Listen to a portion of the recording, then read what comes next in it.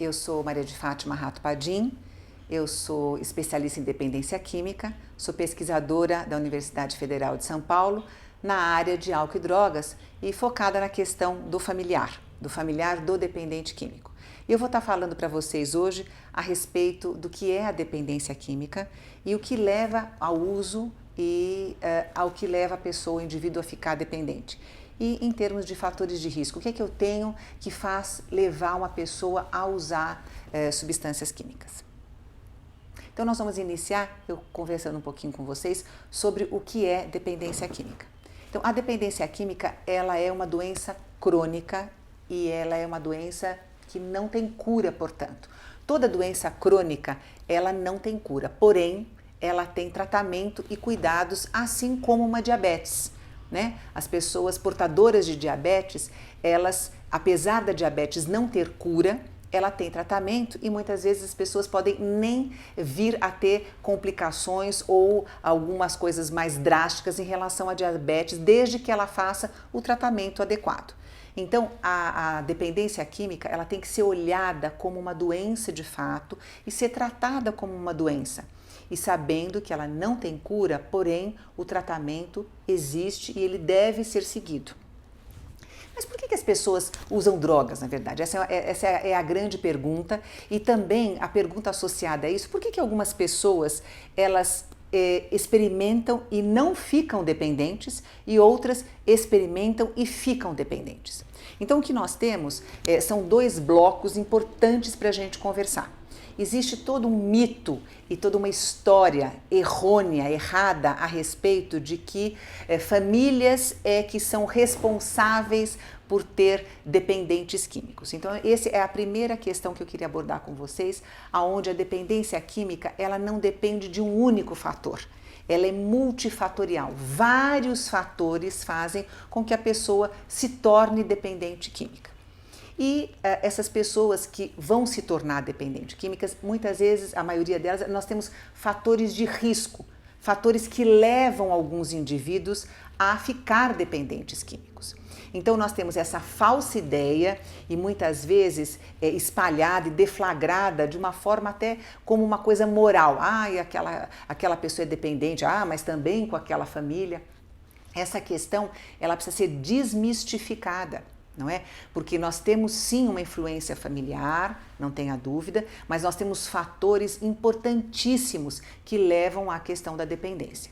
Então, quando nós estamos falando do que leva a pessoa a usar a substância, nós estamos falando, por exemplo, de um uso precoce. Nós sabemos que a adolescência é uma fase extremamente vulnerável, é uma fase onde os adolescentes e os jovens querem experimentar e ter sensações novas e que eles têm toda a parte cerebral não formada ainda, né? A formação cerebral se fecha aos 21 anos, principalmente o controle inibitório. O que é esse controle inibitório? É o que segura o indivíduo a fazer a coisa. Então nós temos uma partezinha no cérebro que ela nos controla, ela segura para que nós não façamos as coisas que muitas vezes a gente tem desejo. O adolescente ele não tem essa parte amadurecida. Portanto, ele tem uma falta de controlar os seus impulsos e os seus desejos também, né? A gente sabe que os grandes amores, que as grandes mudanças sociais, elas são feitas por jovens e na medida em que eles usam essa questão de falta de controle também de uma forma positiva. No caso de uso de substâncias, o que acontece com um jovem que começa a usar precocemente a substância? Esse é um grande fator de risco para que a gente torne o indivíduo dependente. Então, nós precisamos acabar com o mito de que a fase da adolescência é uma fase de experimentação. A fase de experimentação, ele pode começar, na verdade, a praticar as questões afetivas, amorosas, sociais, mas a questão do uso de substância, ele deve ser altamente combatido, porque um dos fatores mais importantes para a dependência química e de uma forma grave é o uso precoce de substância. Esse cérebro que não está formado, ele vai ter uma ação de uma droga onde vai mudar o funcionamento cerebral e muitas vezes até a estrutura cerebral. No caso do álcool, por exemplo, onde nós temos até demência alcoólica ou dano cerebral. Então, um dos fatores de risco para a dependência química é quando eu tenho esse uso precoce de substância, aonde eu permito e eu facilito essas questões do uso de substância. E quando eu estou falando de substâncias, é do álcool também. Né? É do álcool onde festas promovidas por adolescentes, e aí sim entra a família, aonde eu acabo trazendo o álcool para dentro da minha casa e sendo cúmplice de uma situação que, além de ilegal, né? Eu tenho a ilegalidade da venda de álcool e do consumo de álcool para os adolescentes, eu também tenho aí a questão de ser cúmplice de uma situação aonde o jovem ele não pode usar substância química, nem álcool, né? Muito menos o álcool, na fase de adolescência. Então, um dos fatores importantes para que o indivíduo se torne dependente químico é o uso precoce da substância. Depois nós temos também o acesso fácil à droga. Né? Por que em alguns países a gente tem um fator de proteção importante quando eu tenho políticas de saúde pública, onde eu tenho um controle efetivo desse acesso ao jovem à droga, né?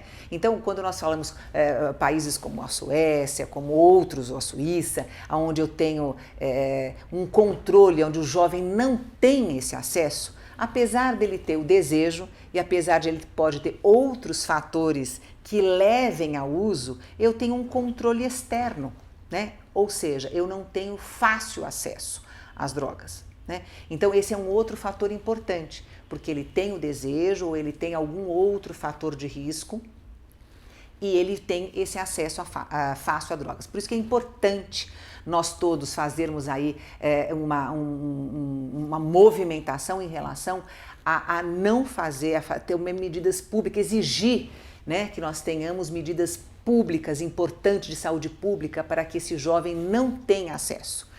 O que é importante, nós fazemos aí uma junção de forças para que a gente não deixe esse jovem usar o álcool, iniciar o uso de substâncias, principalmente com o álcool, que a gente sabe que eles acabam ficando mais suscetíveis a outras substâncias. Não é?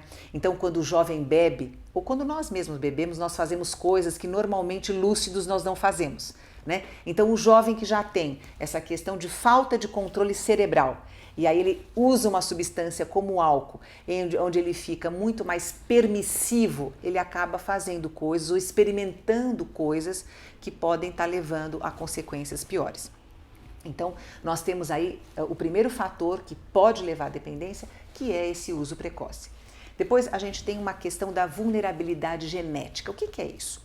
O que se sabe dentro da ciência é que famílias que têm dependentes químicos, ela tem uma vulnerabilidade, ela tem vamos dizer, esses jovens, né, eles têm uma propensão maior a, se começarem a usar droga, a ficar dependente químico.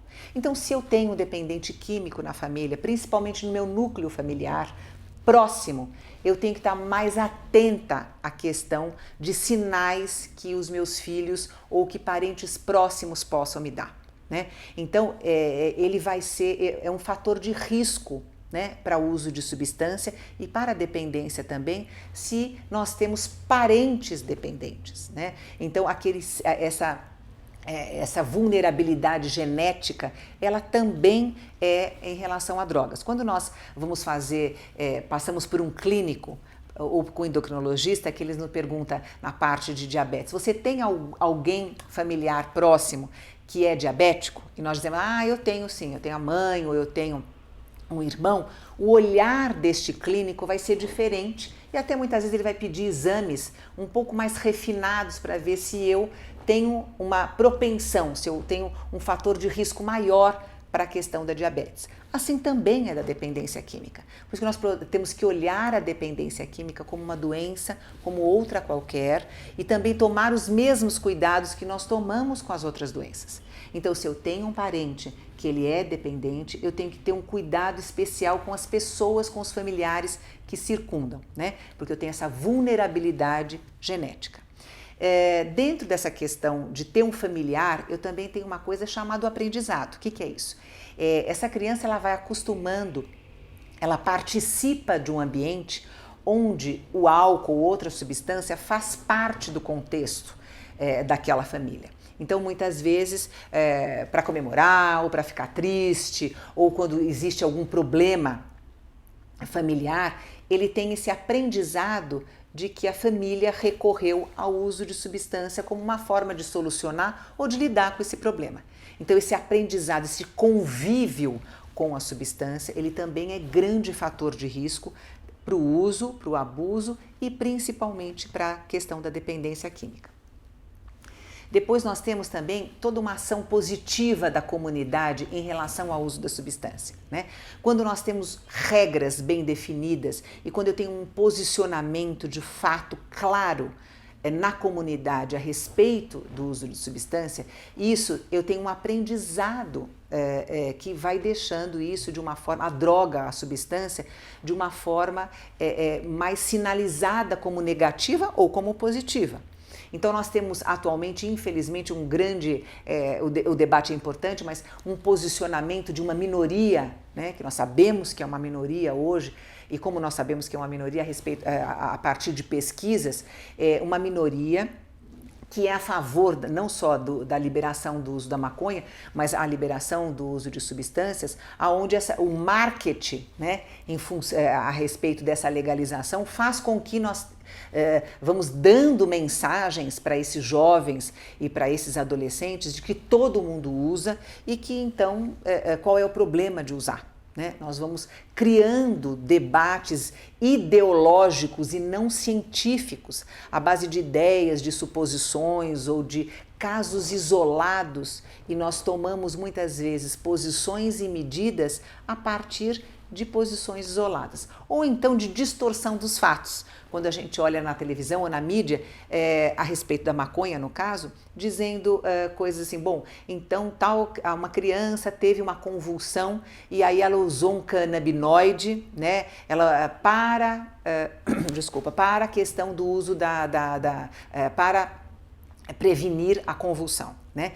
O que se passa na mídia é a maconha é utilizada no combate da convulsão. Né? O que a gente tem? A gente tem, na verdade, uma distorção de fatos onde a maconha inalada ou o princípio ativo, o que faz a maconha deixar a pessoa dependente, esse não é utilizado para nenhuma medida terapêutica nem farmacêutica. Né? Então, essa movimentação em relação ao uso de substâncias distorcida ou ideológica ou de um grupo somente, faz com que nós tenhamos uma visão distorcida e o jovem se paute nessa questão. Por isso que é importante os familiares, as pessoas sempre estarem participando e se informando, e é o que vocês estão fazendo nesse momento, para que vocês tenham informações sólidas, científicas e com base de fato, para que a gente possa conversar com esses jovens e para que a gente possa tomar medidas que possam proteger os nossos jovens, principalmente no Brasil, onde nós temos total desproteção do familiar e nós temos total desproteção da questão do jovem, né? Então, o que nós temos é essa distorção de fatos que acaba delegando para a família, não é? Uma responsabilidade que não é e não deve ser exclusiva a ela. Né? Quando nós pegamos a questão da obesidade infantil, ou a obesidade na adolescência, onde as famílias são orientadas tanto a como conduzir esses jovens no tratamento, de repente um regime alimentar, a mudança de hábitos familiares, essas famílias estão sendo orientadas e elas não estão dizendo que elas são responsáveis somente pela questão da obesidade. Essa criança tem já um fator genético, ela tem uma questão ambiental, a publicidade em massa dizendo para essa criança, assediando essa criança para comer erradamente, e as famílias são orientadas para que elas possam participar do projeto. Mas eu preciso também, no combate da obesidade, que eu tenha políticas de saúde pública que possam estar ajudando esses familiares. No caso das drogas, nós também temos que cobrar isso, nós temos que discutir isso, nós temos que colocar em pauta isso. Eu tenho que me juntar, a família tem que se juntar a comunidades, ela tem que se ligar a entidades que possam estar, de fato, ajudando a combater não só o uso abusivo, mas também a dependência química. Então, a dependência química, como vocês podem ver, ela é uma doença, mas ela é muito complexa, né? Então, ela tem implicações sociais, ela tem implicações de saúde, ela tem implicações psicológicas, ela tem implicações familiares, né?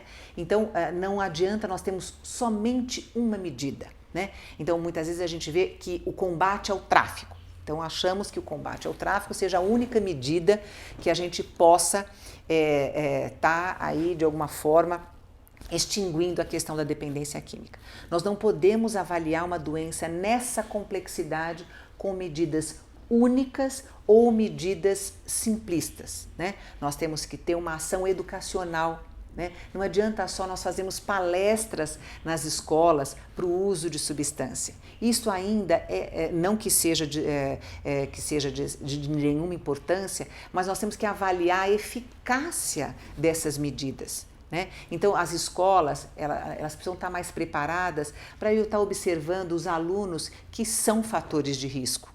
Eu preciso estar encaminhando precocemente essas crianças que podem ter uma série de fatores de risco que podem fazer o uso abusivo ou a dependência. Então, nós já estamos entrando num outro tópico aqui da nossa aula, que é o que são os fatores de risco, né? Que nós começamos a abordar na questão do uso precoce, mas nós temos alguns fatores de risco muito importantes, que eles vêm anterior mesmo à questão da adolescência. Então é importante que as famílias estejam atentas para crianças que têm comportamentos que eles variam de uma agitação muito intensa ou que tenham uma ação de isolamento, né? Então, crianças mais isoladas, que têm dificuldade de brincar, que têm dificuldades sociais, ou a criança extremamente agitada, a criança que é inquieta, que tem perturbação de sono. Essas crianças, elas são mais vulneráveis à questão do uso de substâncias, né? É um fator de risco quando eu tenho crianças que têm comportamentos ou antissociais, né? Crianças que têm essas dificuldades de se relacionar, ou crianças mais agressivas, ou crianças mais agitadas. Eu tenho que ficar atento a essas crianças e procurar ajuda.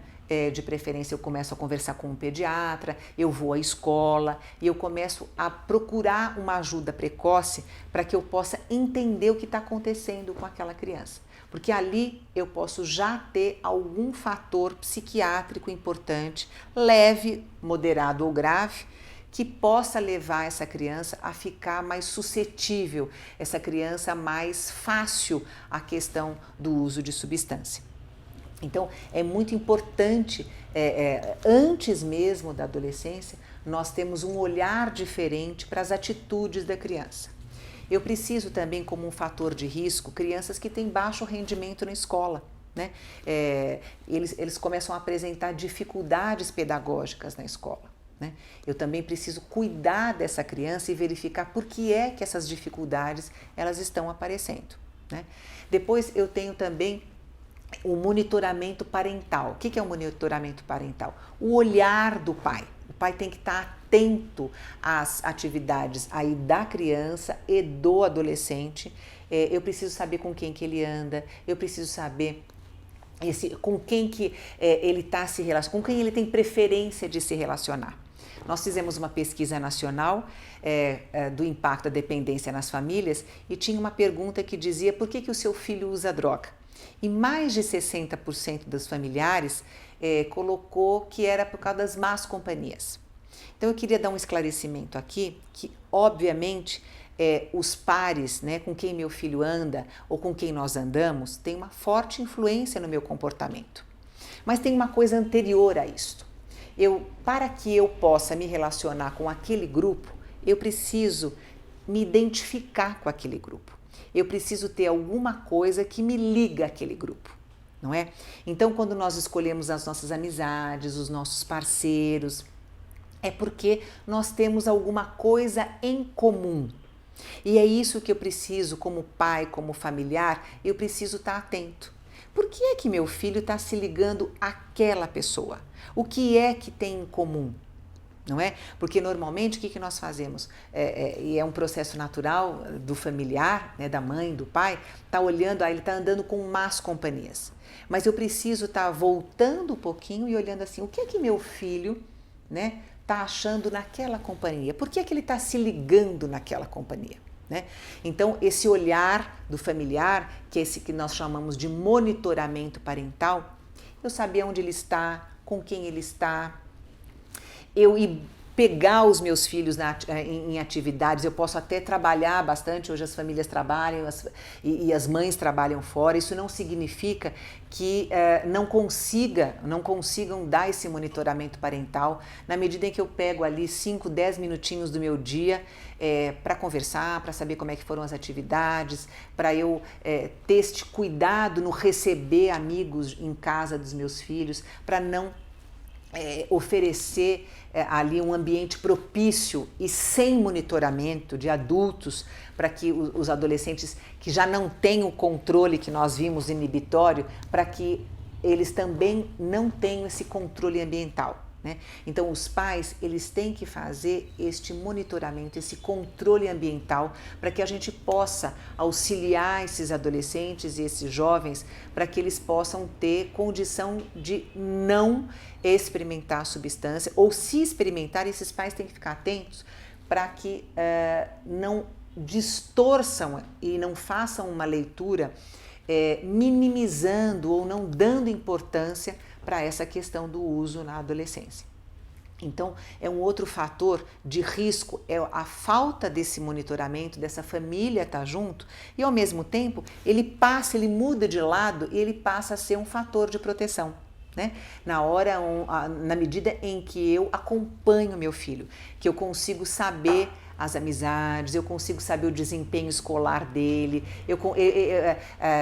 incentivá-lo para atividades de lazer, trazê-lo para algumas atividades de família, numa idade que é difícil, onde ele não quer de fato conviver com a família, mas ter momentos, mesmo que sejam curtos, familiares. Né? Então, essa falta de monitoramento é um grande fator de risco para o uso de substância. O que nós temos também é essa questão da falta de atividade do adolescente, onde a dificuldade dele se ligar a grupos e a facilidade dele se ligar a outros grupos. Né? Eu tenho que incentivar esses jovens e esse adolescente às atividades da comunidade, né? Onde, desde a espiritualidade, desde participar de atividades de grupo, que seja na religião, que seja no clube, eles são favoráveis como fatores de proteção.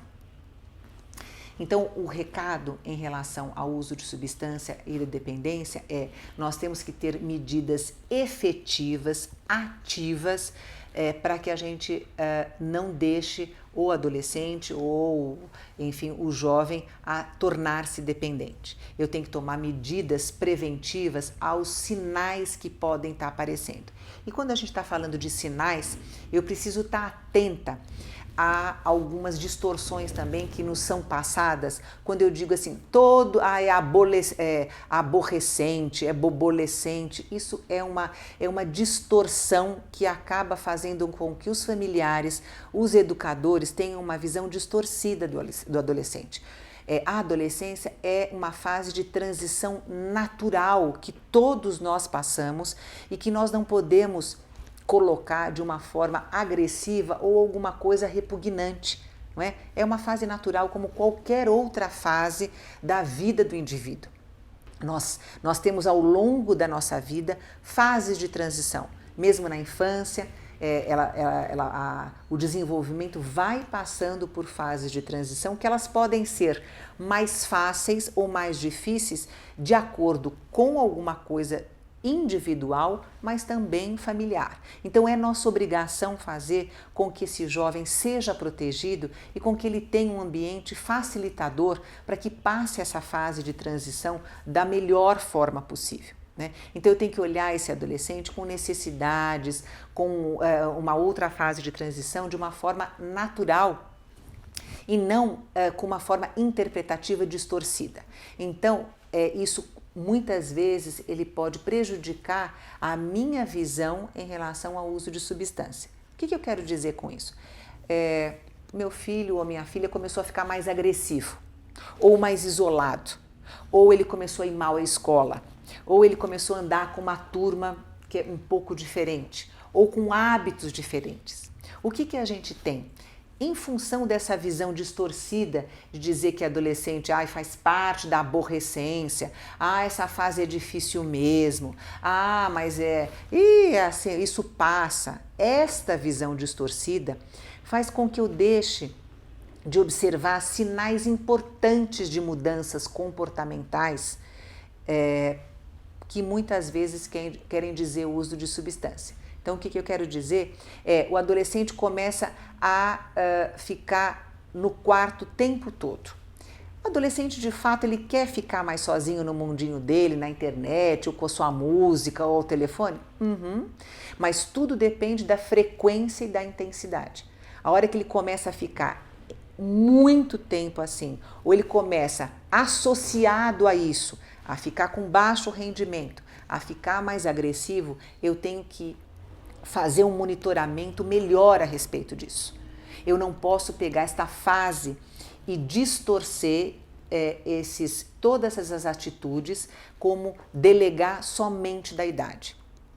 Eu tenho que ficar atenta porque o jovem também está inseguro, ele está mudando de fase. Né? E nós adultos, quantas vezes nós mudamos, tivemos várias fases de transição, ou para o casamento, ou para a separação, ou para a fase adulta, ou para começar um novo emprego, ou para a questão da idade adulta, nós ficamos inseguros com uma série de coisas. Então, essa fase de transição, qualquer fase de transição, deixa os indivíduos inseguros e que eles podem arranjar estratégias para ter seguranças distorcidas. E o adolescente ele fica muito vulnerável a essas ações ambientais, onde ele pode criar falsas seguranças. Não é? Então ele tem uma dificuldade, por exemplo, de se relacionar, ele é extremamente tímido. Aí, de repente, ele percebe, ou ele descobre, ou ele experimenta que com o álcool ele fica solto, falante. Veja, ele está buscando uma estratégia errada, disfuncional, para resolver de fato um problema que ele está, que é a timidez ou a falta de iniciativa, ou uma dificuldade de chegar, no caso dos meninos, a ficar com as meninas. Então eu tenho que observar qual é a dificuldade desse adolescente. Eu tenho que ficar atenta a essas questões, não minimizar, isso vai passar, né? Mas eu tentar ajudar a que ele possa passar essas dificuldades naturais desta fase, porque é natural que ele tenha dificuldade, de uma forma melhor e com estratégias positivas. Né? Então eu preciso estar atenta a esses sinais para que eu possa ajudar este jovem, este adolescente a criar estratégias saudáveis para superar as etapas difíceis da vida. Então o meu recado é que a gente fique de fato com menos culpa, mas com mais disposição, e saber que a família e que os familiares, eles podem sim ter uma ação efetiva no combate ao uso de substâncias, na medida em que ele é informado, na medida em que ele pode ter a clareza de que uso precoce é um forte indicador para a dependência, de que os pais eles precisam estar ligados a grupos e se informarem, fazer uma mobilização social importante para que a gente tenha exija políticas de saúde pública, para que a gente possa, de fato, estar colocando a nossa opinião, para que a gente possa estar informado, para que a gente possa facilitar uma série de fases desse jovem, mas que a gente possa também está procurando ajuda rápida a sinais que possam estar sendo indicadores do uso de substância. E essa busca, ela tem que ser primordialmente pautada em profissionais, não é? A ajuda da espiritualidade, ela é importante e hoje ela tem uma validade até mesmo científica. Hoje existem vários estudos que mostram o quanto a espiritualidade ela é importante para a questão de todas as doenças, mas eu preciso ter a junção disso com técnicas, com profissionais que possam estar me ajudando a compreender este processo. Então o recado é, vocês precisam ficar atentos a sinais precocemente ao uso de substância. Se meu filho ele tem algum fator de risco que possa vir a fazer o uso abusivo, que possa levar à dependência, e que eu posso sim procurar ajuda, e que a culpa não está pautada na família, né? Que a dependência química ela é uma doença complexa e ela tem muitos fatores, e eu tenho que estar atuando nos fatores sempre precocemente.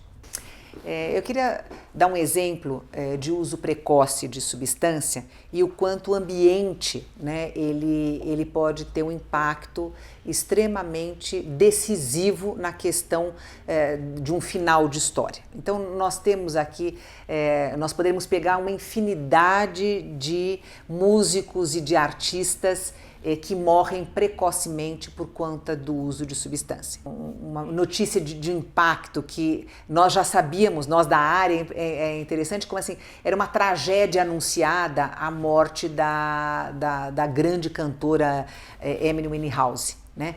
Então, e por que ela já era para nós da área da dependência química, nós olhávamos com pesar e com grande expectativa em relação do que seria feito na questão da cantora, né? Então, um talento, uma sumidade, né? A Amy Winehouse com uma voz extremamente diferenciada para uma menina branca, né? Com uma voz que envolvia a todos e com talento musical extremamente importante.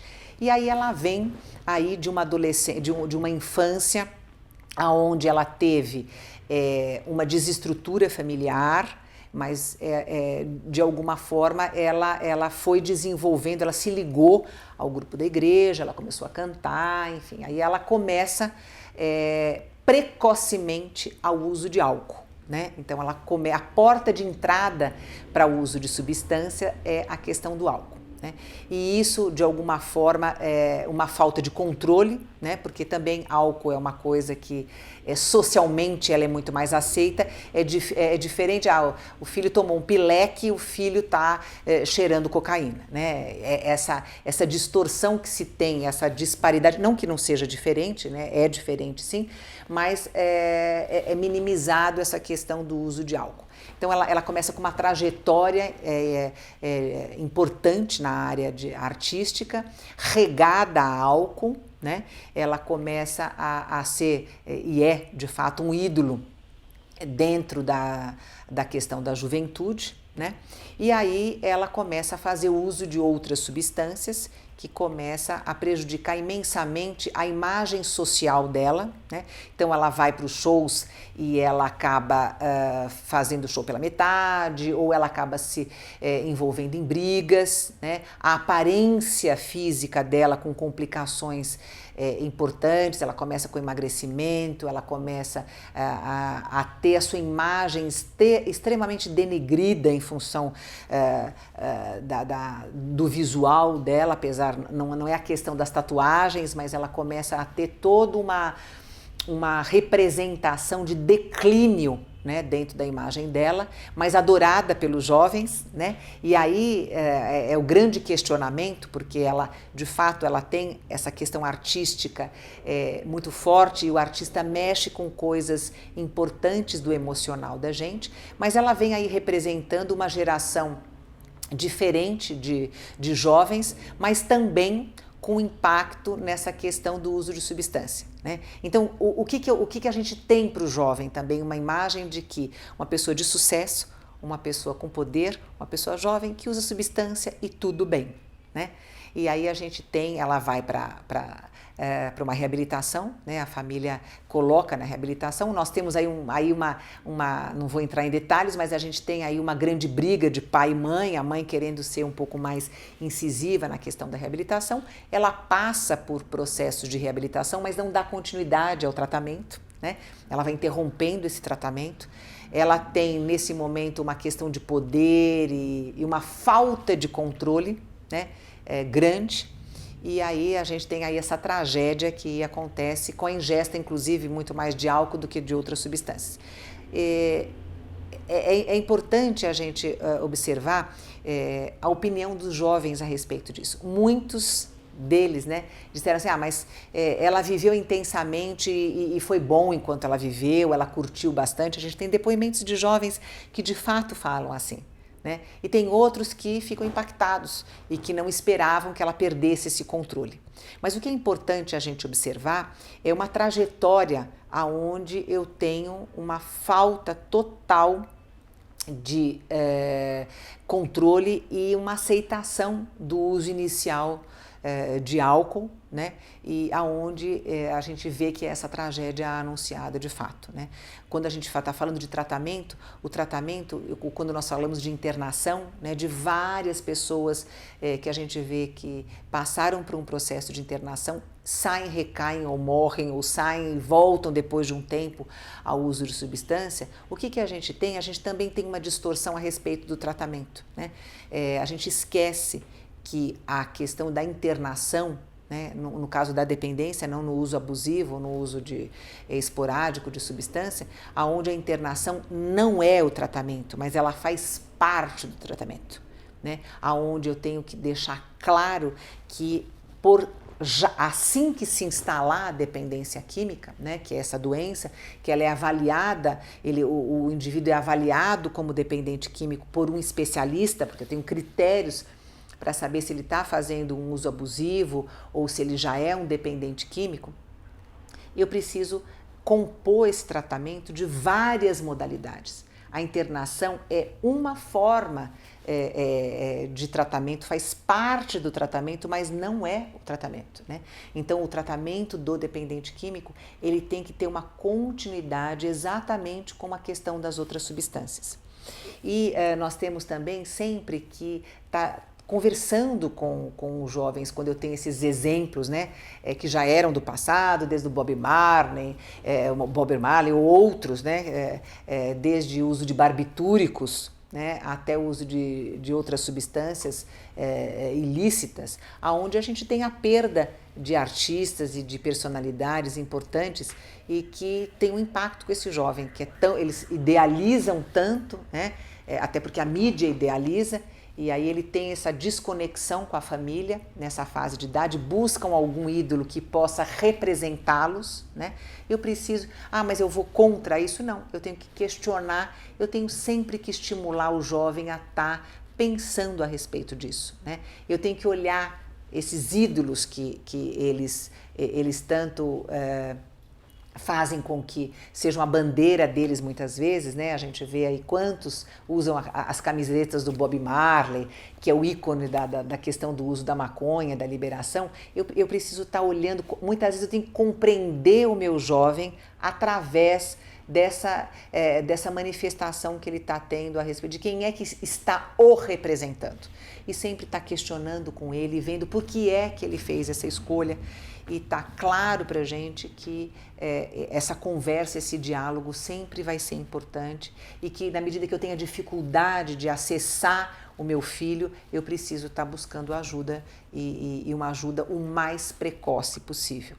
Porque o uso abusivo ou o uso esporádico, ele pode sim levar a um quadro de dependência química. Muito obrigada pela participação de todos.